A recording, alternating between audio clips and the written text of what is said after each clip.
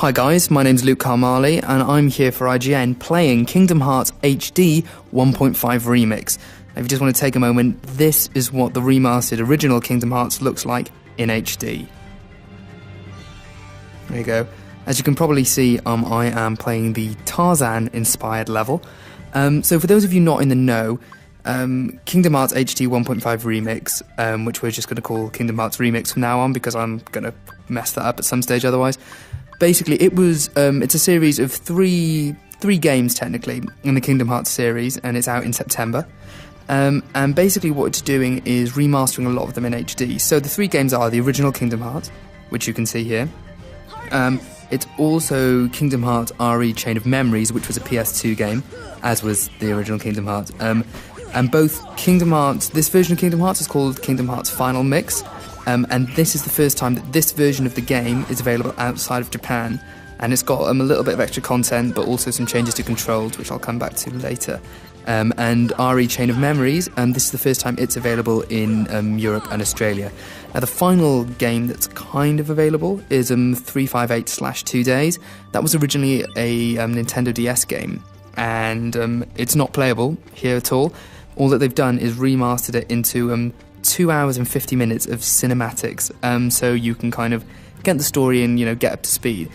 Now, if all of that's made absolutely no sense, I should probably explain to you what Kingdom Hearts is. So, Kingdom Hearts as a franchise started in 2002, and it is basically a collaboration between Square Enix, who make Final Fantasy, and as you can see here, this guy who we're playing as called Sora. He is pretty Final Fantasy-ish, pretty archetypal.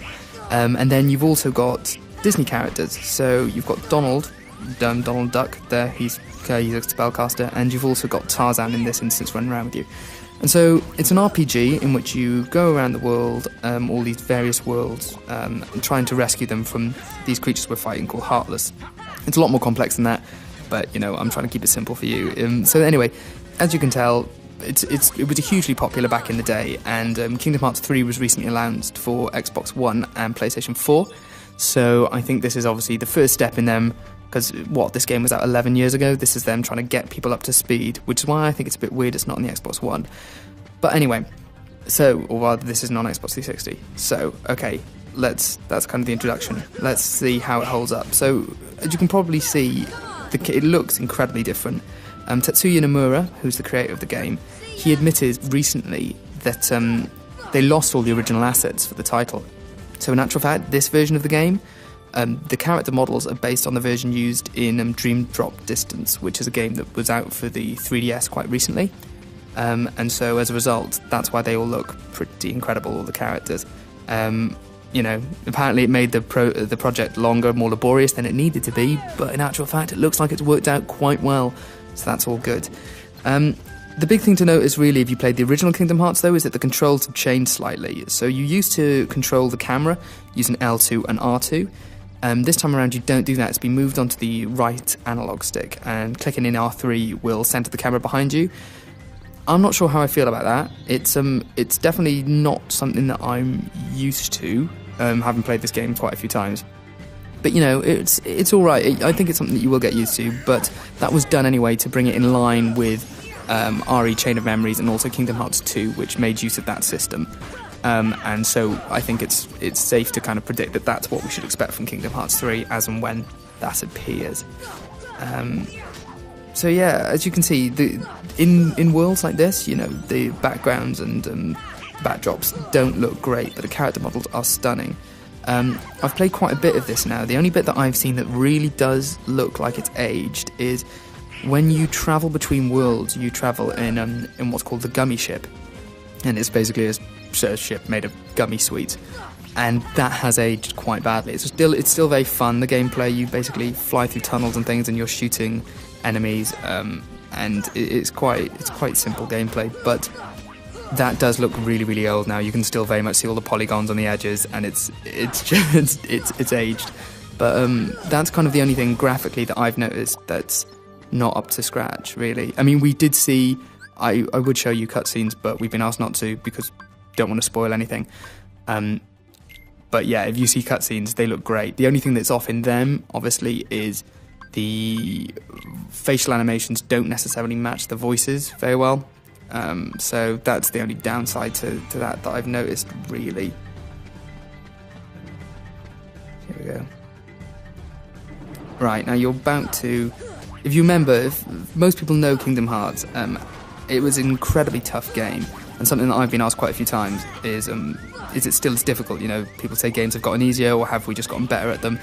You're about to see proof, if it were needed, that yeah, games have gotten easier, I think, because this game just kicked my ass, just time and time again, and it's still doing it here. I'm about to fall over.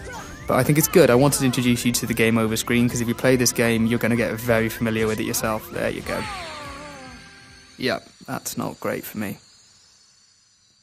So continue. Yeah, it basically just takes you back to the start of the area. So it's not the end of the world, really. But it's still a very tough game. And I was trying to decide whether this was because I was trying to get to a decent stage to capture quite quickly, so I possibly wasn't leveling properly. But I don't think it's that. I literally just think it's as hard as ever. I mean, the final boss battle, I don't want to spoil who it is, because it's a big kind of... Most people probably know who it is at this stage, I'm assuming, but it was a big reveal. So anyway, the last boss battle is widely known as being incredibly difficult on Kingdom Hearts. So yeah, prepare to see that screen yourself a lot when you get it. You'll also be pleased to know that there are trophies, which is good. Again, I've been asked not to show you what they are, but yeah, all good. And you've got your standard mix of, just completing various tasks in various worlds, and then some that are significantly more tricky. So basically the way Kingdom Hearts works is you go to all these various worlds, each one's themed by this different Disney movie. You get a temporary character to accompany you, in this case Tarzan. But you go to like Halloween Town, you get Jack Skeleton and all of that. It's really, really good and quite exciting.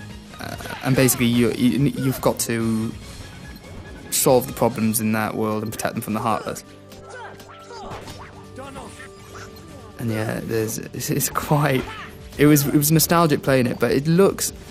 It's the fact it's cartoony helps it, but you can very much tell that these are the character models that they've taken from Dream Drop Distance, and they look a lot better. And then obviously if they'd kind of just upscaled the old ones, as you can probably tell by the backdrops. Yeah. There's also been some changes to the menu down the bottom left. As you can see, that's the attack menu. So at the moment you use X to attack, you cycle up and down using the D-pad to select things. In the original game, summons were in the subcategory of magic, but now they're not. Now they get their own slot in the fourth slot, which is good.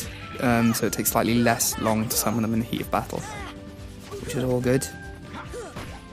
And one of the things that I did realise doing this just remember doing this, from playing the gummy ship section to, there's a quest slightly before this, just a task where you've got to find slides dotted around a camp, and the camp that we were just in, and you just suddenly remember how much there is to do, and how varied it is, all the different gameplay styles that are involved.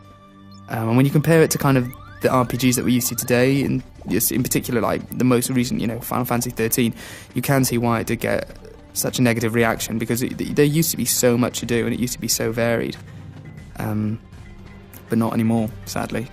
But this is, like, as a throwback, it really, really reminds you of how much good stuff there used to be. So at the moment this is just announced for PlayStation 3. It doesn't sound like it's going to be coming to Xbox, which sounds a bit weird, as I said, because obviously if Kingdom Hearts 3 is coming to Xbox One and this is largely to help educate, I don't know why I wouldn't be there. So these guys, they give you special rewards if you manage to cast the right spell on them, and you have to predict what it is by the thing. So he's on the floor there, you need to use like a gravity spell on him. He's too hot there, so you need to cool him down with ice. So I hit him with fire, which didn't go down particularly well.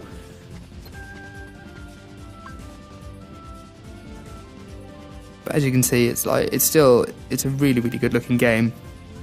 Considering it's 11 years old, 12 years old. And they've really, really upscaled it well.